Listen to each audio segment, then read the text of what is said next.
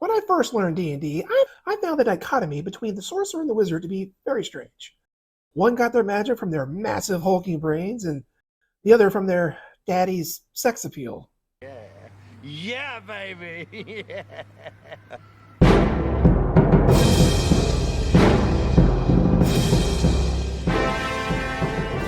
Sorcerers are kind of the glass cannons of D&D, though they can make as good a controller as well as a blaster. The two most important features they obtain are their spellcasting, of course, and their meta magic, which is interesting because they, like all classes in D&D 5e, get subclasses. These subclasses just don't seem to be quite as important to the sorcerer as others. But you do get your subclass, known as your sorcerer's origin, at first level for now, which still makes it significant. These origins basically tell you from where your lineage gave you your power. It could be exposure to an exotic energy or cosmic encounter, but for the most, an ancestor mated with a dragon or angel or some squid monster or something. We have 8 sorcerer origins to choose from, but which to choose? What will deliver us the ultimate power, and which will deliver us into a monster's bowels? Just remember that these are just my opinions. I think any subclass can excel in the right campaign at the right table. Is it disturbing that the best sorcerer origin in 5e essentially boils down to one of your ancestors bumping uglies with a mind flare? The Aberrant Mind is really weird, but the designers of D&D 5e kind of foresaw the strangeness of this and added in some optional origins for their aberrant power. Maybe you were exposed to the energies of the far realm, or maybe a mind flayer slipped one of their tadpoles into your head, but it never fully matured. Personally, I like the idea of my great granddad being Cthulhu. I don't know, maybe I'm the strange one. At first level, Sonic spells will give us a bunch of extra spells known. This is one of the main reasons this made the list. Extra spells are incredibly important to sorcerers, as they have the least number of spells known as any other primary caster. This starts off with a cantrip, which is unusual. They don't usually get extra cantrips. Mind Sliver does some big psychic damage and debuffs saving throws. Awesome. We also start with Arms of Hadar and Dissonant Whispers, both typically Warlock and Bard spells, respectively. Calm Emotions and Detect Thoughts, niche but useful when you need it. Hunger of Hadar, another Warlock spell, great battlefield control. And Sending is good for long-distance communication. Ivard's Black Tentacles feels very on board with this subclass, and Summer Aberration is one of the better summoning spells. Rari's Telepathic Bond is useful and, again, on brand, but we can't cast it as a ritual. And Telekinesis is a great Swiss Army knife spell. Good spell list. But here's where things get interesting. And you better enjoy it while you can, because this is changing in D&D 2024.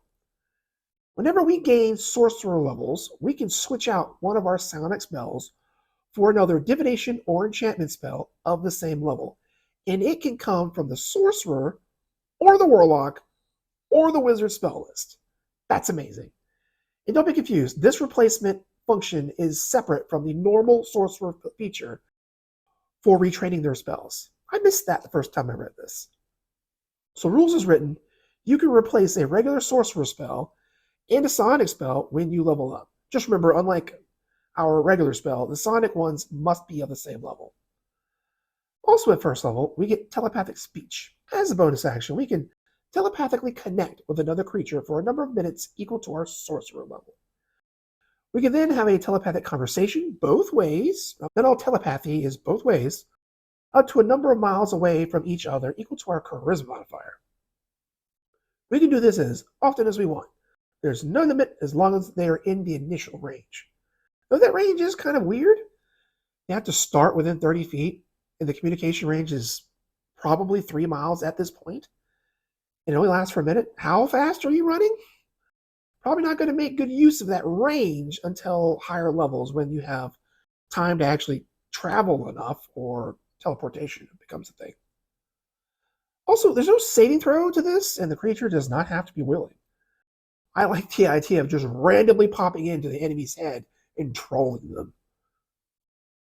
How fast do you think we could drive them mad? At 6th level, we have a Psionic Sorcery. When we cast one of our leveled sonic spells, those are the ones from the list, we can forego using any spell slots in lieu of spending sorcery points equal to the spell's level.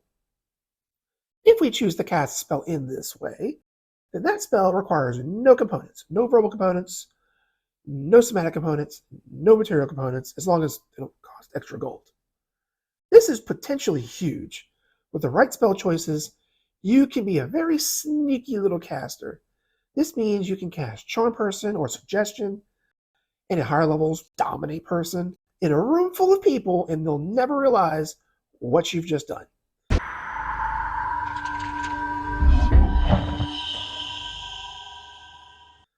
That's kind of scary. Also at 6th level, we get Psychic Defenses. We have resistance to psychic damage, and advantage on saving throws against charmed and frightened conditions. Might be a little niche, but charmed and frightened conditions really suck, and psychic damage tends to come from very nasty creatures such as mind flayers. Revelations in Flesh comes at 14th level. As a bonus action, we can spend between 1 and 4 sorcery points to transform for 10 minutes. We take on a number of abilities based on the sorcery points spent. So if we spent 3 sorcery points, we would get 3 of the 4 options. So what are those options? We can see invisible creatures within 60 feet, as long as they're not behind total cover. We can gain a flying speed equal to twice our walking speed, so pretty fast, and we can hover. Hovering is an addendum for flying that holds more value than I think most people think. We gain a swimming speed equal to twice our walking speed, so again, pretty freaking fast, and we can breathe underwater. And finally, our body and equipment can become pliable enough to squeeze through a 1-inch gap and can escape restraints in the grappling with just 5 feet of movement. All of those options come with some very gnarly, gross manifestations like slime-covered skin writhing cilia beneath your clothes. These are some interesting utility-focused abilities, mostly movement-based, flying and hovering, swimming and water breathing, even some interesting escape tactics. A bit niche, I think, but you can stack them. I mean, 4 sorcery points isn't too bad for all 4 abilities, even at 14th level. Not that I think you would ever need all of them. And finally, at 18th level, we get Warping Implosion. With an action, we teleport 120 feet away. Each creature within 30 feet of where we were before we teleported makes a strength save. If they fail, they take 3d10 force damage and are pulled towards the spot where we teleported from. A successful save gives away half damage and no movement. We can do this once for free, and again for the cost of 5 sorcery points each. The damage for 18th level, pretty mid. That's not the point. Just icing on the cake. The real value is that you can pull quite a few enemies through some very hostile terrain. Could be a battlefield control spell that you or an ally have set up, like Hunger of Hadar or Spike Growth, or a natural feature like a River of Lava. Some similar abilities have that caveat that the terrain has to be safe. Not this, though. This can be anything. The Aberrant Mind starts off strong and peters out a little bit at higher levels, but the lower level stuff is so strong it doesn't really matter. It also encourages you to play a sorcerer that is more than just a blaster, which I quite like. I didn't want to like this subclass initially. The few experiments in psionics that WotC did that would become the bones of this subclass and others were very promising, very original. Sadly, most of that truly unique features that made up the new psionics were stripped away. Maybe I'll do a video in the future on those abilities. I thought they were pretty interesting in some of their most original work. Now we go from the weird to the wind and fury of storm sorcery. Ancient sands, heed my command and reclaim these relics of hatred! The storm sorcerer get their power from air elementals, and don't ask me how that biology works. But also from being in a flood or being born during a great storm, which sounds kind of metal as hell.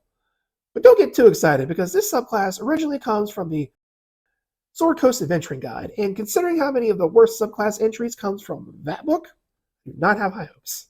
Thought we were done with this garbage book. At first level, we get Wind Speaker, which lets us speak, read, and write Primordial, the language of elementals. Nice, but a ribbon feature.